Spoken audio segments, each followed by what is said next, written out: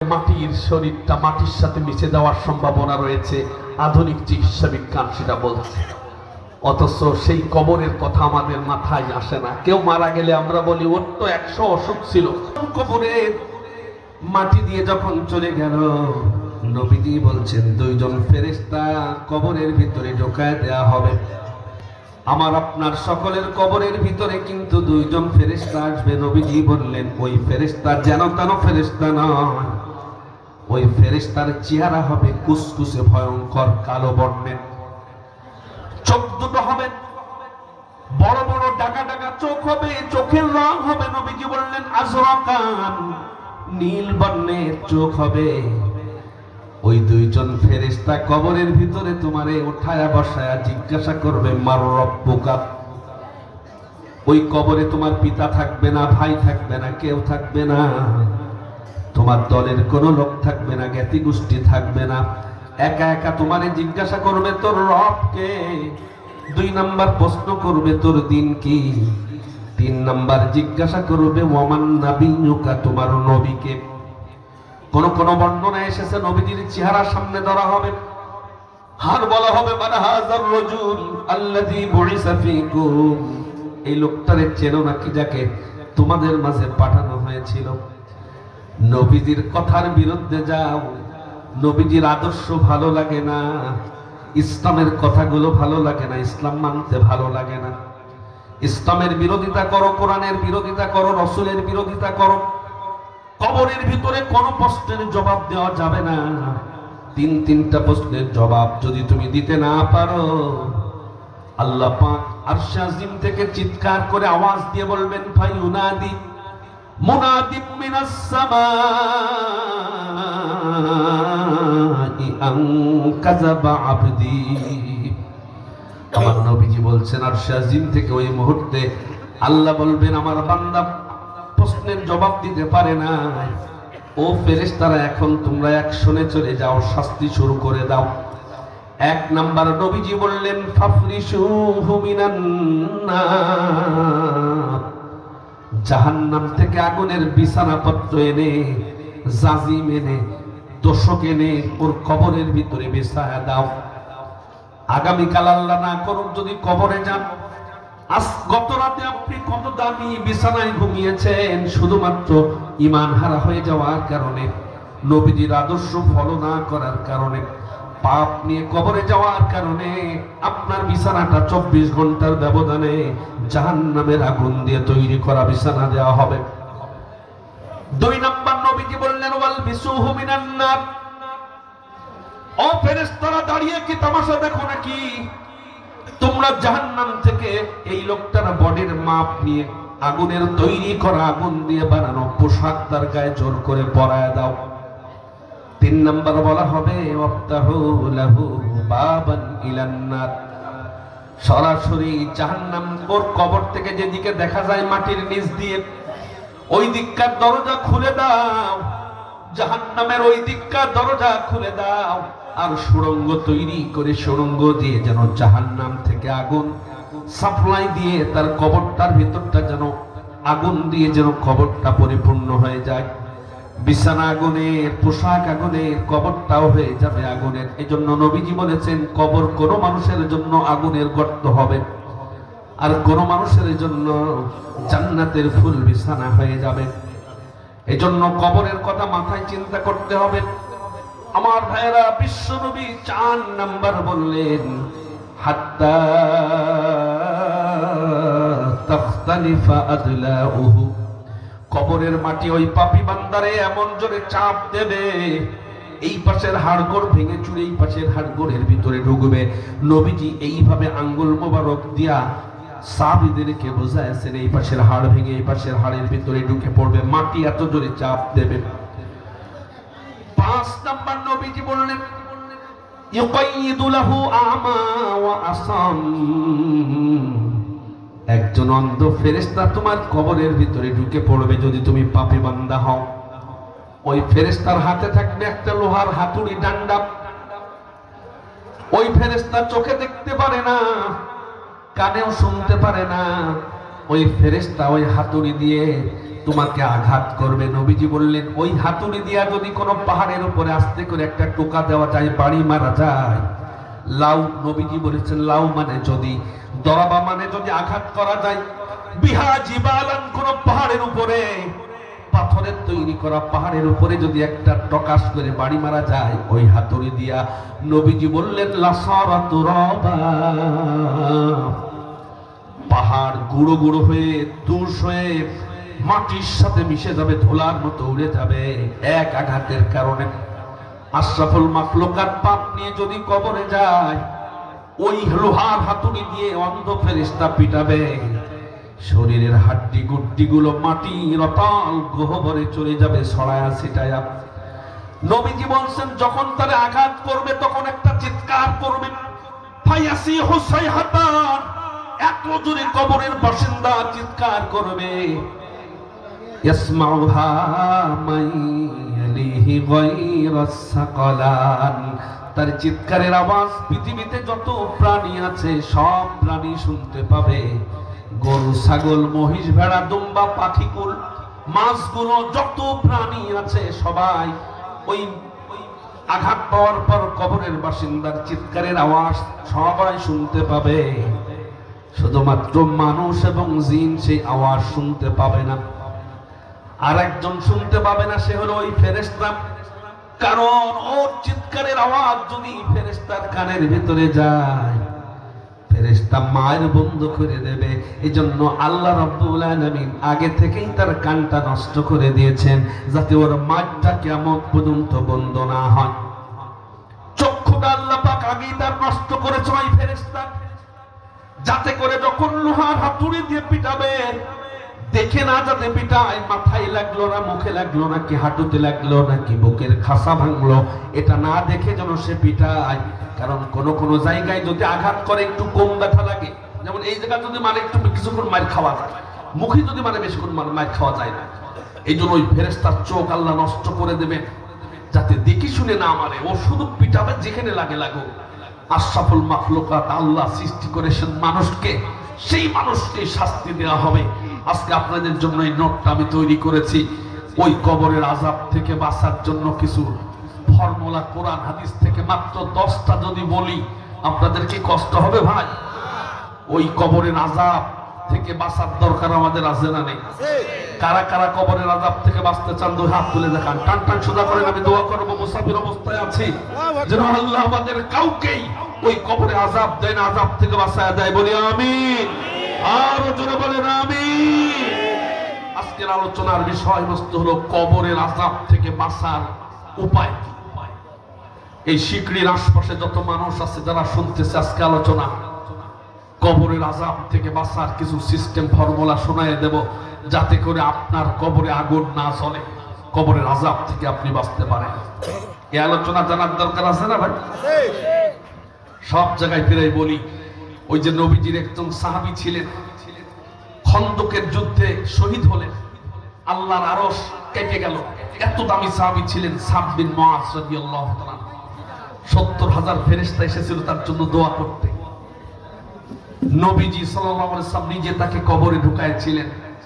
আল্লাহর নবীজি কবর দিয়ে উঠে এসে চেহারা চেঞ্জ হয়ে গেল। নবীজি জোরে জোরে সুবহানাল্লাহ সুবহানাল্লাহ সুবহানাল্লাহ পড়ছেন।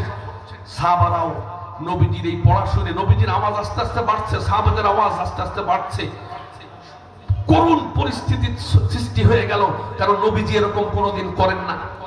কিছুক্ষণ পর নবীজি আল্লাহু আকবার বলে চিৎকার করলেন, সাহাবারা আল্লাহু আকবার বললেন। কবরে ছিল যেই সাহাবী সাদ বিন মুআয রাদিয়াল্লাহু তাআলা, তার একজন বন্ধু এই দৃশ্য দেখে চোখের পানি ফেলে নবীজিকে জিজ্ঞাসা করলেন, ইয়া রাসূলুল্লাহ, আপনি তো কোনোদিন কবর দিয়ে সুবহানাল্লাহ আলহামদুলিল্লাহ আল্লাহু আকবার এইভাবে চিৎকার করে বলেন না, আজকে কি কারণে জানতে বড় ইচ্ছা হয়। আমার বন্ধুর কবর দেখে আপনি কেন সুবহানাল্লাহ, কেন আল্লাহু আকবার বললেন? জানতে বড় ইচ্ছা হয়, কারণ আপনি তো এর আগে কাউকে কবর দেওয়ার পরে বলতেন ইস্তাগফিরু লিআখিকুম, তোমার ভাইয়ের জন্য ক্ষমা চাও।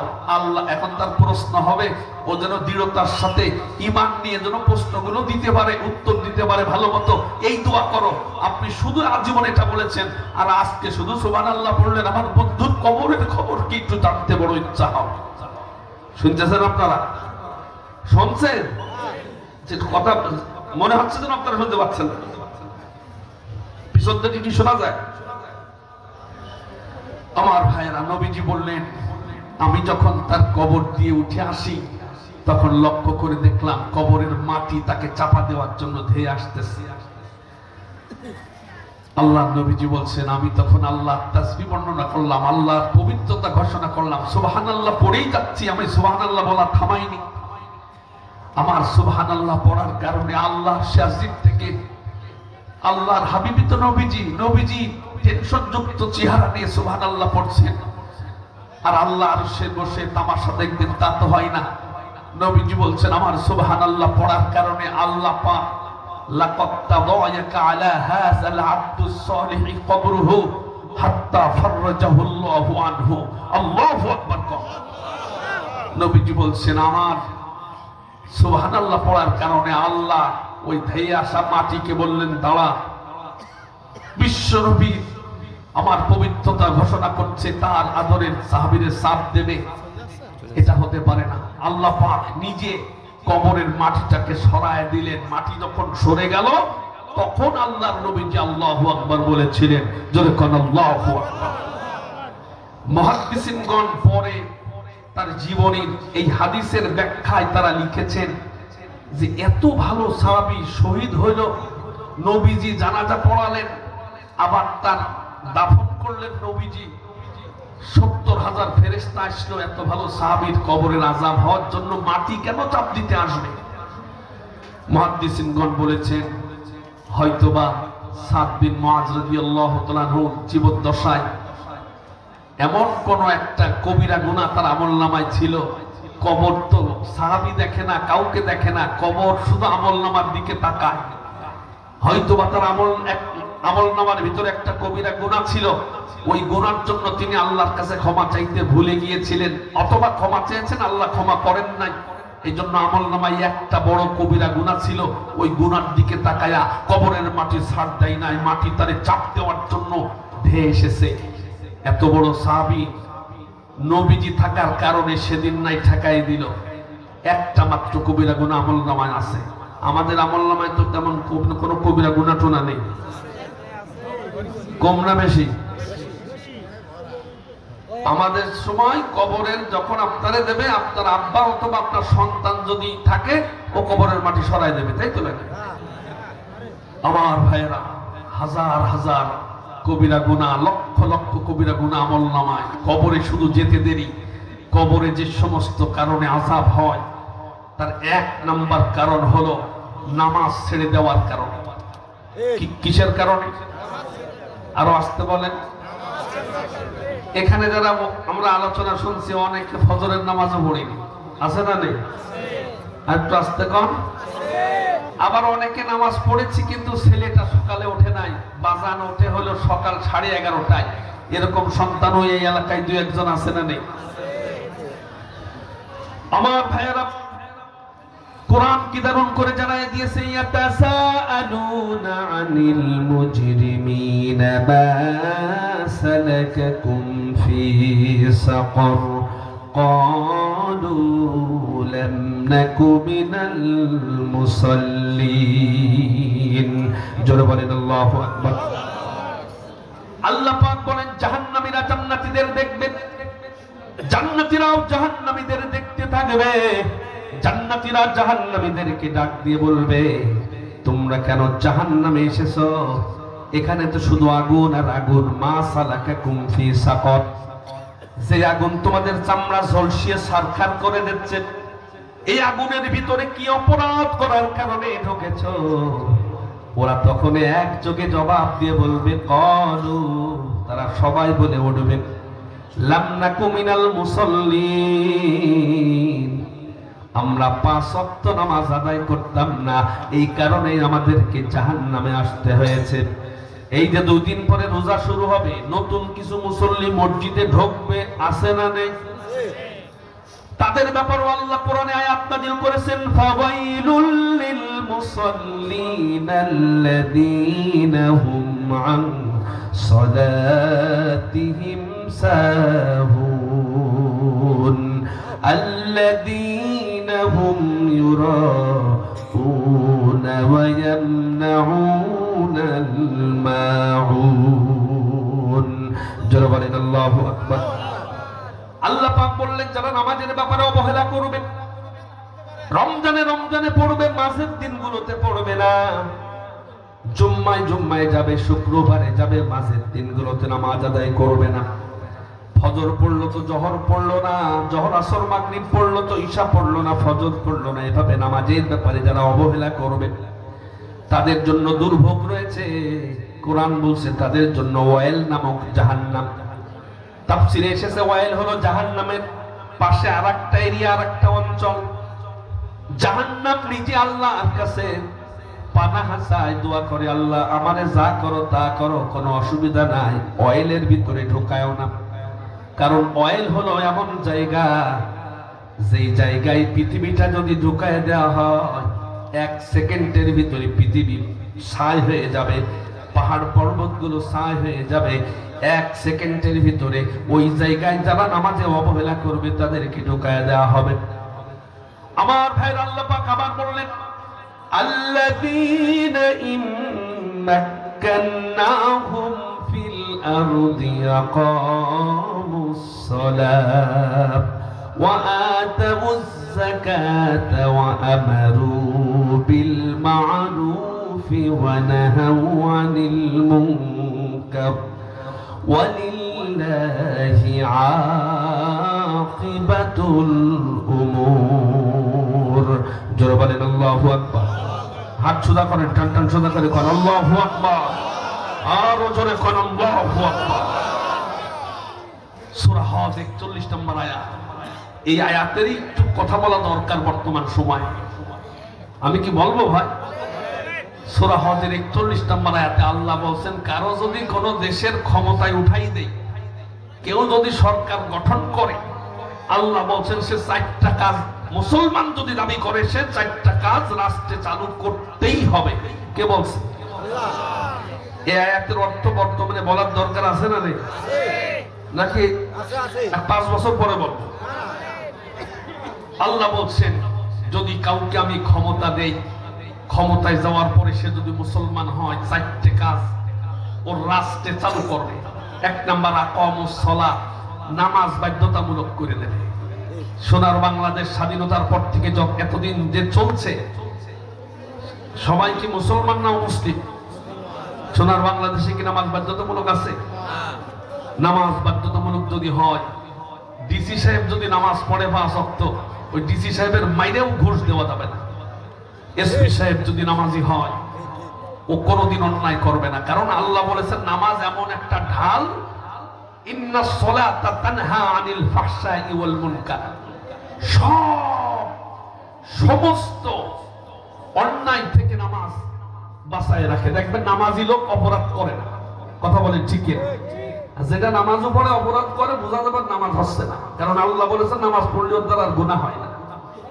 তাহলে নামাজ যদি সোনার বাংলাদেশে বাধ্যতামূলক হয়ে যায়, তাহলে ব্যবসায়িক যখন নামাজ পড়বে, ও আইসে খাবারে ভেজাল মিশানোর কোনো সুযোগ আছে? জেনেদা এক মাল আছে, এইরকম দাড়ি, মাথায় টুপি, ওই লোক হচ্ছে সরিষার ভিতরে মাটি গুঁড়ো করে করে, খুব প্রসেসিং করে, শক্ত যে মাটি আছে, আটাল মাটি না কি বলে, ওইটা হাতুড়ি দিয়ে বা খেটে দিয়ে গুঁড়ো গুঁড়ো করে সরিষার ভিতরে 2 কেজি করে, 1 মনে 2 কেজি করে মেরে দেয়। জোরে খান সুবহানাল্লাহ, সুবহানাল্লাহ। একই শুধু ঝিনেদায় আছে না, এরকম মাল এই এলাকায় 2-1টা আছে। উনাকে যখন প্রশ্ন করা হলো, উনি বলতেছেন আজকাল চোখ কান খোলা না রাখলে ব্যবসা করা যায় না। কারণ আমি যখন কিনেছি তখন ভিজা ছিল, শুকাইছি, এর ওজন কমেছে, আমি কি নিজের পকেট থেকে বা জমি বেচে কি আমি ব্যবসা করব? এই জন্য 2 কেজি মেরে দিয়েছি। ওই 2 কেজির দাম সরিষার দামে মাটি বিক্রি করলো। ওই 2 কেজির টাকা তার হালাল টাকার সাথে মিশে যাওয়ার কারণে ওই 2 কেজি মনে করেন যদি 100-200 টাকা হয়, এই 200 টাকা তার হালাল 800 টাকার ভিতরে ঢুকে তার পেটের ভিতরে ওই টাকা দিয়ে যত কিছু খাবে, বাজার করবে, ওর পেটের ভিতরে শুকরের পায়খানা খাওয়া যায়, আর ওর ওই মাটি মিশানো সরিষা বেচে টাকা দিয়ে অন্যান্য যাই কিনে খাবে, শুকরের পায়খানা খাওয়ার সমান। কথা বলেন ঠিক কি? এই জন্য নামাজ যদি পড়ে ওই লোক প্রকৃতপক্ষে ও কিন্তু এই কাজ করতে পারে না। আমি গত 1 থেকে 1.5 মাস আগে আমি ছিলাম হচ্ছে আপনার বদরের মাঠে। বদরের মাঠে যাওয়ার পরে এই আয়াতটা যে সাহাবারা কিভাবে তাদের সমাজে চালু করেছেন, খোলাফায়ে রাশেদার সময় চালু করেছেন, বদরের জিহাদের মাঠে গিয়া আমি লক্ষ্য করে দেখলাম প্রাচীর দিয়ে ঘেরা রয়েছে বদরের মাঠটা। এখনো সেই মাঠটায় সংস্কার করা হয় নাই, শুধু যেই জায়গা নবীজি কাফেরদের সাথে যুদ্ধ করেছিলেন ওই জায়গাটা ঘেরা আছে। পাশেই ওই জিহাদের ময়দানে যাদেরকে শহীদ করা হয়েছিল মুসলমানদের 14 জনের নাম পাথরে খোদাই করে লেখা আছে। উপরে লেখা আছে ওয়ালাকাদ নাসারাকুমুল্লাহু বিবাদরি ওয়া আনতুম আযিল্লাহ। আমি বদরে তোমাদেরকে সাহায্য করেছিলাম অথচ তোমরা ছিলে দুর্বল। কারণ এরা ছিল 313, ওরা ছিল 1000। এদের উট নেই অল্প কয়টা, ওরা দৈনিক 8টা উট জবাই করে খায় মুসলমানদের শেষ করে দেওয়ার জন্য। এরা না খেয়ে থাকা সাহাবীর সংখ্যা বেশি। কেউ 3 দিন খায়নি, কেউ 4 দিন খায়নি, 2 দিন খায়নি, শুধু পানি খেয়ে আছে, পেট পিঠের সাথে লেগে গেছে। আল্লাহ বলছেন আমি তোমাদের সাহায্য করেছিলাম। এই আয়াত লেখার পরে আয়াতের নিচেই 14 জন সাহাবীর নাম আরবিতে লেখা আছে। এবার যাওয়ার পরে যখন ওই নামগুলো পড়ছিলাম, 12 নম্বরে যেই উমাইর ইবনে হুমাম রাদিয়াল্লাহু তাআলা আনহুর নামটা পড়েছি, চোখ দিয়ে টপ টপ করে আমার পানি বের হওয়া শুরু হলো। কারণ উমাইর যুবক ছিলেন, 22 বছরের যুবক, যার জীবনে আমি আগেই পড়েছি। চোখের পানি সেদিন ধরে রাখতে পারি নাই, কারণ পাথরে খোদাই করা আয়াতের নিচেই তার নাম, পাশেই বদরের মাঠ, সেখানে তার কবর, শহীদ শুয়ে আছেন। উমাইর ইবনে হুমাম রাদিয়াল্লাহু তাআলা আনহু আল্লাহর জমিনে আল্লাহর দ্বীনকে কায়েম করার জন্য কি ভূমিকা বদরের মাঠে রেখেছিলেন, চোখের পানি ধরে রাখা যায় না। আল্লাহর নবী বিশ্বনবী জনাবে মুহাম্মদুর রাসূলুল্লাহ সাল্লাল্লাহু আলাইহি ওয়াসাল্লাম ইসলামকে টিকিয়ে রাখার জন্য, ইসলামকে বাঁচানোর জন্য কাফেরদের ষড়যন্ত্র থেকে ইসলামকে টিকিয়ে রাখার জন্য 313 জন মুজাহিদ নিয়ে মদিনা থেকে 70 মাইল দূরে চলে আসলেন বদরের মাঠে। এখনো নবীজি বদরের মাঠে আসেন নাই। বদরের মাঠের একটু আগে একটা জায়গায় নবীজি সাহাবীদেরকে একটু সার্ভ করলেন, সাহাবীদেরকে উৎসাহ দিলেন জিহাদের ময়দানে। কারণ নবীজি খবর পেয়েছেন ওরা সংখ্যায় বেশি, ওদের অস্ত্র আছে, তরবারি আছে, যুদ্ধের উট আছে, ঘোড়া আছে, ওরা যুদ্ধে পারদর্শী একটা জাতি। মক্কা থেকে ওরা এসেছে ইসলামকে পৃথিবীর মানচিত্র থেকে বিদায় করে দেওয়ার জন্য। আমার নবী বিশ্বনবী সাহাবীদেরকে চাঙ্গা করার জন্য বদরের মাঠে সাহাবীদেরকে বক্তব্য দিচ্ছেন, যাতে করে কেউ জিহাদের ময়দান থেকে পালিয়ে না যায়। কারণ মাঠে যাওয়ার পরে যদি দেখে 1000, অনেকের মন দুর্বল হয়ে যেতে পারে। পিছন দিক থেকে 1টা 2টা করে কেটে যদি পড়ে, মুসলমানদের বিপর্যয় শুরু হয়ে যাবে। এই জন্য নবীজি সাহাবীদেরকে সামনে নিয়ে নবীজি বক্তব্য দিচ্ছেন সাহাবীদের ঈমানকে পরিপক্ক করার জন্য, আরো ঈমানকে মজবুত করার জন্য।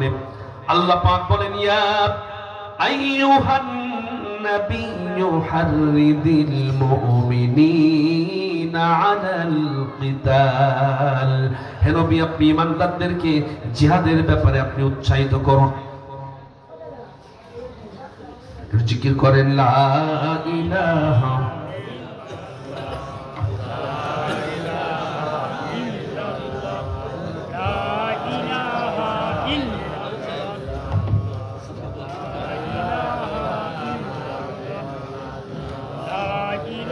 জোরে লা ইলাহা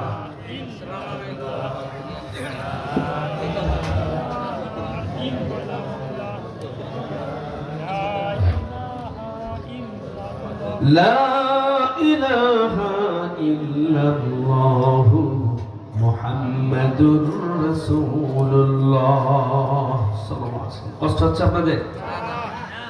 নবীজি সাহাবীদেরকে উৎসাহ দিচ্ছেন। ওই সময় পিছনে বসে আছে হলো ওই উমাইর ইবনে 12 নম্বরে যার নাম উমাইর ইবনে হুমাম রাদিয়াল্লাহু তাআলা। তিনি নবীজির বক্তব্য না শুনে, হাদিসে এসেছে ওয়াকানা ইয়াকুলুত তামার, তিনি খেজুর চাবাচ্ছিলেন, খেজুর খাচ্ছিলেন। নবীজির বক্তব্য তেমন তিনি খেয়াল করেন না, একেতে পিছনে, তারপরে আবার খাচ্ছে। খাওয়ার সময় যখন চাবানো হয় তখন কথা কানে বেশি আসে না কম আসে? কম আসে। উনি ওনার আব্বার লাগানো বাগান ছিল, খেজুর বাগান। ওই খেজুর বাগানে যেই গাছের খেজুর বেশি স্বাদ, যেই গাছের খেজুর বড় বড়, বেছে বেছে সেই সব গাছ থেকে গাছে নিজে উঠে পাকা পাকা খেজুর পেড়ে তিনি থলেটা ভরে বদরের মাঠে এসেছেন যে খাবার কোথায় পাই না পাই, খেজুর খুব পছন্দ করতেন। এই জন্য ওই খেজুর নিয়ে তিনি রওনা দিয়েছেন, কারণ জিহাদের ময়দানে যখনই খিদে লাগবে তখন তিনি খেজুর পান খেজুর খাবেন। এই যে রমজানে ইফতার করতে হয় কি দিয়ে বলেন তো? নবীজি 3টা খেজুর দিয়ে ইফতার করতেন। তার কারণ সারাদিন না খাওয়ার পরে পৃথিবীর আর কোনো খাবার নেই খেজুর ছাড়া। অর্থাৎ খেজুর যখন আপনি প্রথম গালে দেবেন, পেটে যাওয়ার সাথে সাথে পা থেকে মাথা পর্যন্ত শক্তি সঞ্চয় করার ক্ষমতা সবচেয়ে খেজুরের ভিতরে আছে, অন্য কোনো ফলের ভিতরে, অন্য কোনো খাবারের ভিতরে নেই। এই জন্য প্রথমে 3টে খেজুর ইফতারে যদি আপনি খেয়ে ফেলতে পারেন, শরীরের সারা দিনের ক্লান্তি এই 3টে খেজুরের মাধ্যমে আল্লাহ দূর করে দেবেন। বলি সুবহানাল্লাহ। আগামীকাল এই যারা আলোচনা শুনছেন, 1 পোয়া হোক, হাফ কেজি হোক, খেজুর কিনে নিয়ে বাড়ি যাবেন ইনশাআল্লাহ। কারণ আমরা অনেকে সুন্নাতের উপরে আমলও করি না, অনেকে গ্যাসে মরে যায়। রোজার সময় ভাজি ভুজি খাইয়ে, ভাড়া পোড়া খাইয়ে ওর পায়খানা করতে করতে আর গ্যাসের ট্যাবলেট খাতে খাতে জীবন যায়, আছে না নেই? আপনি খেজুর দিয়ে ইফতার করবেন, কারণ খেজুরের ভিতরে এমন প্রোটিন আছে খুব দ্রুত পা থেকে মাথা পর্যন্ত শক্তি সঞ্চয় করে। আল্লাহ নবী বক্তব্য দিচ্ছেন। নবীজি বক্তব্য দিতে দিতে দিতে দিতে হঠাৎ করে নবীজি বললেন, কুমু বিনা ইলা জান্নাতিন আরদুহাস সামাওয়াতু ওয়াল আরদ। তোমরা আমার সাথে যারা বদরে এসেছো, ওই যে বদরের মাঠ দেখা যায়, কাফেরদের সাথে যুদ্ধ হবে, আমরা তো বদরে যাচ্ছি, আসলে আমরা বদরে না জান্নাতের দিকেই আমরা রওনা হয়েছি। আমার সাথে যারা যাচ্ছ আসলে বদরে যাচ্ছ না, আসলে প্রকৃতপক্ষে তোমরা বদরের মাঠে নয় জান্নাতের দিকেই রওনা হয়েছ। এই কথাটুকু শুধুমাত্র জান্নাতের কাঙ্গাল ছিলেন সাহাবারা। তারা জান্নাতের কথা শুনলে মনের ভিতরে কামনা বাসনা হতো, আমি কি সেই জান্নাত পাবো কিনা, সবার আগে আমার জান্নাত পাওয়া দরকার। ওই সাহাবীর কানের ভিতরে খেজুর চাবানো অবস্থায় তিনি শুনতে পেলেন নবীজি জান্নাতের কথা বলেছেন। ওই খেজুরের ব্যাগটা এনে নবীজির কাছে আসলেন, জিজ্ঞাসা করলেন, ইয়া রাসূলুল্লাহ, ইয়া হাবিবাল্লাহ, বদরে যারা যাচ্ছে আসলে বদরে নয় জান্নাতে যাচ্ছি, এমন কথা কি আপনি বলেছেন নাকি? আল্লাহ নবী বিশ্ব নবী বললেন, হ্যাঁ আমি এর কথা বলেছি। তুমি কোথায় ছিলে? বলে, আমি পিছনে খেজুর খাওয়ায় ব্যস্ত ছিলাম। নবীজি বললেন, হ্যাঁ আমি বলেছি বদরের মাঠে যারা যাচ্ছ আসলে বদরে নয়, তোমরা জান্নাতের দিকে রওনা হয়েছ। সঙ্গে সঙ্গে সাহাবীর চক্ষু দিয়া টপ টপ করে পানি পড়ল। দামি খেজুরের ব্যাগ তিনি টান দিয়ে দূরে ছুঁড়ে ফেলে দিলেন। মনে মনে চিন্তা করলেন, খেজুর খেতে আমার দেরি হয়ে যাবে, জান্নাতে আমার যাওয়া বোধ হয় দেরি হয়ে যাবে, এই খেজুরগুলো যদি আমি শেষ করি। সাহাবাগণ জিজ্ঞাসা করলেন, ও খুব উমায়ের, একই কামটা করলে জিহাদের ময়দানে খেজুরের এত দরকার? কারণ মদিনা এখান থেকে 70 মাইল দূরে, যুদ্ধের ময়দানে খাদ্য সংকট, পানীয় সংকট। নবীজির কোন কোন জিহাদের ময়দানে সাহাবারা একটা খেজুর খেয়েছেন, 7 ভাগ করে 4 জনকে পানি পান করেছেন, সারাটা দিন কাটিয়েছেন খেজুর খেয়ে। আর সেই খেজুর, এত দামি দামি খেজুর তুমি টান দিয়ে কেন ফেলে দিলে ওমায়ের? বলো। ওমায়ের বললেন, আমি জান্নাতে যাওয়ার জন্য আমার এত পরিমাণ নেশা হয়েছে, জান্নাতের প্রতি, নবীজির মুখে যে জান্নাতের কথা শুনেছি, ওই জান্নাতের প্রতি আমার এত আগ্রহ হয়েছে, আমি যদি উমায়ের কিছু খেতেই হয় জান্নাতে গিয়ে খাবো, আমি যদি কিছু পান করতে হয় জান্নাতে গিয়ে পান করব। আমি খেজুর খেতে খেতে দেরি হয়ে যাবে আমার ওই জান্নাতে যাওয়ার জন্য। এজন্য খেজুর কেন, দুনিয়ার কোনো খাবার আমি মুখে দেব না, দুনিয়ার কোনো পানিও মুখে দেব না। আমি যদি কিছু খেতেই হয় আর পান করতে হয় আল্লাহর জান্নাতে গিয়ে খাবো, পান করব। কারণ নবীজি বলেছেন বদরে যাওয়া মানে জান্নাতে যাওয়া। একটু জোরে বলা যাবে কি সুবহানাল্লাহ? বদরের মাঠে নবীজি চলে গেলেন। কাফেররা আগে ভালো জায়গাটা দখল করেছে, আল্লাহ নবী বিশ্ব নবী এবার দুই হাত উত্তোলন করে দোয়া করেছেন, আল্লাহ তুমি বদরের মাঠে আমাদের জন্য সাহায্য পাঠায় দাও। তুমি যদি সাহায্য না পাঠাও, ওরা তো অনেক সংখ্যায় অনেক মানুষ, ওরা 1000, ওদের অস্ত্র আছে, তরবারি আছে, ওরা যদি আমাদের উপরে আক্রমণ করে আমরা তো ময়দান ছেড়ে পালিয়ে যাব না, আমরা শহীদ হয়ে যাব। আর আমরা সবাই যদি মরে যাই, লাম তুবাদা আবাদা, কিয়ামত পর্যন্ত কেউ আর তোমার আল্লাহ বলে ডাকবে না, কেউ তোমার ইবাদত করবে না। আল্লাহ গো, বদরের মাঠে তোমার সাহায্য বড্ড প্রয়োজন, আমাদের জন্য সাহায্য পাঠায় দাও। নবীজি দোয়া করছেন, চোখ দিয়ে পানি পড়ে। নবীজি দোয়া করতে করতে, হাত উত্তোলন করতে করতে অনেক উঠে গেল। এপাশ থেকে চাদর পড়ে গেল, বগলের সাদা অংশ দেখা গেল। আবু বকর কেঁদে ফেললেন আর বললেন, নবী গো, আপনি তো আল্লাহর বন্ধু হাবিব, এত দেরি হওয়ার কথা নয়, আপনি হাত নামান। এতক্ষণ হাত উঁচু করে থাকলে আপনার হাতটা ব্যথা হয়ে যাবে। আমার মন বলছে আপনার দোয়া আল্লাহর দরবারে মঞ্জুর হয়ে গেছে, আপনি হাত নামিয়ে ফেলুন। আমার নবীজি হাত নামালেন, নবীজিরও চোখে পানি, আবু বকরেরও চোখে পানি। কিন্তু হাত নামানোর সাথে সাথে নবীজি বললেন, একটা আয়াত পড়লেন, সূরা আনফালের আয়াত, আর বললেন, আবু বকর রে, এই মুহূর্তে আমাদের সাহায্যের জন্য আল্লাহ পাক আসমান থেকে 1000 ফেরেশতা পাঠিয়ে দিয়েছেন। একটু জোরে বলা যাবে কি সুবহানাল্লাহ? 1000 ফেরেশতা পাঠানোর ঘোষণা আল্লাহ দিয়ে দিয়েছেন। নবীজি চোখে পানি কিন্তু মুখে হাসি। ছোট্ট বাচ্চা কাঁদতেছে, হঠাৎ যদি বলেন একটা চকলেট দেবো, হাসো, ও যখন চকলেট পেয়ে খুশি হয় কিন্তু চোখে পানি। নবীজির অবস্থা যেন তেমন হলো, কারণ নবীজির সাহায্যের জন্য 1000 ফেরেশতা আল্লাহ পাঠানোর ঘোষণা দিলেন। এরপরে 3000, আবার আল্লাহ ঘোষণা দিলেন 5000। কাফেরদের সাথে মুসলমানদের যুদ্ধ শুরু হয়ে গেল জিহাদের ময়দানে। আল্লাহ রাব্বুল আলামিন মুসলমানদেরকে বিজয় দান করলেন বদরের মাঠে। জোরে কোন আল্লাহু আকবার। জিহাদের ময়দানে যখন যুদ্ধে মুসলমানেরা জয়লাভ করলো, একজন নবীজির সামনে এসে বলছে, ইয়া রাসূলুল্লাহ, আমার তরবারি ছিল না, তাতে কি হয়েছে? আমি খেজুরের ডাল দিয়ে কাফেরের বাড়ি মারিছি, আর খেজুরের ডালের বাড়ি খেয়ে 2 ভাগ হয়ে কোরাতের মতো সিরে বাঁশ যেমন 2 ভাগ হয়ে যায়, ওরকম 2 ভাগ হয়ে পড়ে গেছে। নবীজি বলছে, ওরে পাগল, তুই শুধু খেজুরের ডাল দিয়ে বাড়ি মারিছিস, আর 2 ভাগ করে দেওয়ার দায়িত্ব আমার আল্লাহ ফেরেশতাদের মাধ্যমে গ্রহণ করেছে। তোরে কোন আল্লাহু আকবার। বদরের মাঠে মাত্র 313, আর ওরা 1070 জন লাশ পড়ে আছে। 70টা লাশ বদরের মাঠে পড়ে আছে। 70 জন ধরা পড়ে গেল, মাজায় দড়ি বেঁধে ওদেরকে কারাগারে নেওয়া হলো। বাদ বাকি ওরা ভাব খারাপ দেখে ছাড়িয়ে দৌড়। সিরাতের গ্রন্থগুলোতে এসেছে, অনেকে আছে জামা লুঙ্গি খুলে ন্যাংটায় দৌড় বেঁধেছে। ইসলামের বিজয় আল্লাহ পাক দিলেন, সবাই খুশি, নবীজি খুশি। ইসলামের প্রথম যুদ্ধে ইসলামের বিজয় হয়েছে। কিন্তু হঠাৎ করে নবীজির মনে পড়ে গেল ওই সাহাবীর কথা, যে সাহাবী টান দিয়ে খেজুর ফেলে দিয়েছে। নবী আমার বললেন, জীবিত সাহাবীর ভিতরে তো আমি উমাইরকে দেখতে পাচ্ছি না। সেই যুবক সাহাবী, 22 বছরের সাহাবী, তোমরা কি কেউ আমার উমাইরকে দেখেছো? তখন উমাইর যেই এলাকায় যুদ্ধ করছিল, যেই সেক্টরে, ওই দিকে কয়েকজন সাহাবী দৌড় দিলেন।